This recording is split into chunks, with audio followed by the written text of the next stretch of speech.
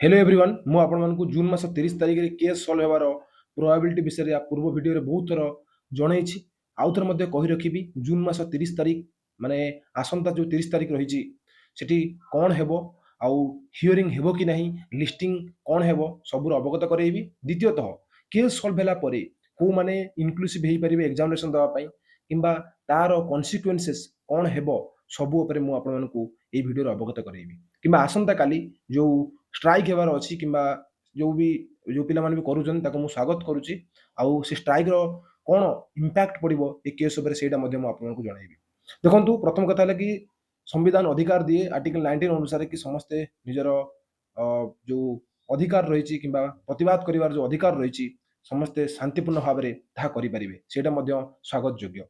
किंतु मन रखंतु पूर्वरु जेतिक भी स्ट्राइक हेछि किंबा आपण माने गोटे एग्जांपल हिसाब रे नै परिबे ଆମର ବର୍ତ୍ତମାନ ଯୋଉ ଷ୍ଟ୍ରାଇକ୍ ଗଲା ଟିଚର ପିଲାମାନଙ୍କର ଟିଚର ଆସ୍ପାରାଣ୍ଟ ମାନଙ୍କର ସେଥିରେ 1000 ରୁ 1200 ପିଲା ଥିଲେ କିନ୍ତୁ ସେମାନଙ୍କୁ ଡେଲିଗେସନ ବହୁତ ଲେଟରେ ଡକାଯାଇଥିଲା ଆଉ ତାଙ୍କୁ ଡାକିଲା ପରେ ତାଙ୍କର ବହୁତ लो ଇମ୍ପାକ୍ଟ ପଡିଥିଲା ସରକାରଙ୍କ ଉପରେ।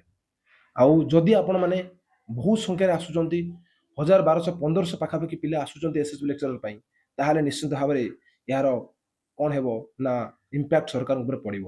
जदि कम पिला आसुचंती जो माने घरे बसिकी बड़ बड़ कथा कहवा किंबा व्हाट्सएप रे चैटिंग करवा काम करूचंती ताहाले केबे हेले एई स्ट्राइक टी सफल हे परिबो नाही। एईटा हला निश्चित भाବରେ वास्तविक एटा आपण मानकु मन रखिया पे पड़िबो। फास्ट सेकंड कथा हला कि मु आपण मानकु कहि रखिबी जे मु जो कहितली जून मास 30 तारिख रे केस रो हियरिंग कथा ता निश्चित भाବରେ हबो एटा आपण मानकु मन रखिया पे पड़िबो। जून मास 30 तारिख दिन आपण माने यूट्यूब रे जो लाइव हो हाईकोर्ट रो से आप देखिपारे। आउ गोटे कथा रहा कि लिस्टिंग नंबर जो मैंने जानीपारे ना से मैंने मत मागिपारे मुझे लिस्टिंग नंबर से जो 30 तारिख दिन रही देपारे हूँ तो आपने हाईकोर्ट रो जो वेबसाइट रही जाकि लिस्टिंग नंबर एसएसबी लेक्चरर आपण पाखे थी नंबर जो अच्छी केस नंबर थी से जाकि चेक करेंगे आपण मैंने से दिन ही जानीपारे जे आम कौन कर आउ मु कहितली जे आम पिला माने किछि सिक्रेटली काम करूचंती ताहा आमे निश्चित भाबरे करि सारिछु। आपण मानकु से जून 30 तारिख दिन तार कॉन्सिक्वेंसेस तार इंपैक्ट जहाँ भी रही ताहा आपनको देखिया पे मिलिबो। आउ रहला कि मु स्ट्राइक को केबे भी हेले विरोध करिवि नाही। जो पिला माने निज अधिकार पाई लढिया पे चेष्टा करचंती या पूर्वरु मध्ये मु स्वागत करिछि आ करबी मध्ये आ सेही मानकु कहिबि जो माने बड़ बड़ कथा कहि कि घरे बसी जाउचंती आ मन रखंतु आपण आज बसीचंती काली मध्ये सेमिति ही बसिथिबे सेमिति ही घरे बसिके अन्य को तासल्य करूथिबे एटा आपण मानकु मन रखिबे पड़िबो। काम करंतु मोबाइल रे दी चारिटा लेटर लिखिबा अपेक्षा निज क्यारियर पाई निज भविष्यत पाई किछि तो किछि गोटे करंतु ताहाले आपण निज जीवन को सार्थक बोली मणिबे। आउ किछि पिला माने मते क्वेश्चन करूचंती कि भाई जदि केस सॉल्व हे जाए केबे एग्जामिनेशन हबो। देखंतु केस सॉल्व होला परे मध्य किछि पिला निजर इगो को सैटिस्फाई करिया पई से माने पुणी तरे सुप्रीम कोर्ट को जाई पारंती। जदि सुप्रीम कोर्ट को केस गला कि हाई कोर्ट रे आउ थरे केस करा गला पुनर्बार कौन सी जिनस को नहीं कि तो सेटा समय केते नेबो सेटा मध्य मु आपण को कहि परिबि नै। किंतु ये केस को सॉल्व करिया पई यथायथ भाव में आम चेष्टा करिछु आउ आपण माने सेटा निश्चित भाव जानि परिबे समय आसिले मु आपनको आउ गोटे नेक्स्ट वीडियो माध्यम रे कोन कोन हेछि कोन कोन एक्टिविटीज करा जायछि ए केस को समाधान करिया पई जुडिशियल प्रोसेस रे सेटा मु आपनको जणाइबी।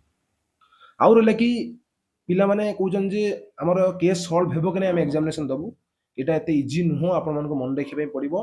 काहे कि ना केस सॉल्व होला परे सरकार को से प्रोसेस को आउ थरे कोन करिया पड़िबो स्टार्ट करिया पे पड़िबो। पिला मानको एग्जाम देवा पई हेले सरकार को तत्परता करिया पड़िबो।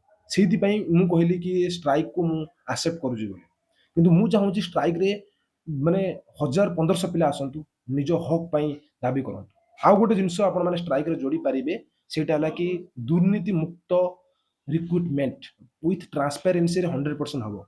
जेमिति कि पिला मानकर कट ऑफ मार्क पब्लिश हो एसएसबी कट ऑफ मार्क एबे पब्लिश करे नाही एटा आपण मानको मन रखिबे पड़े।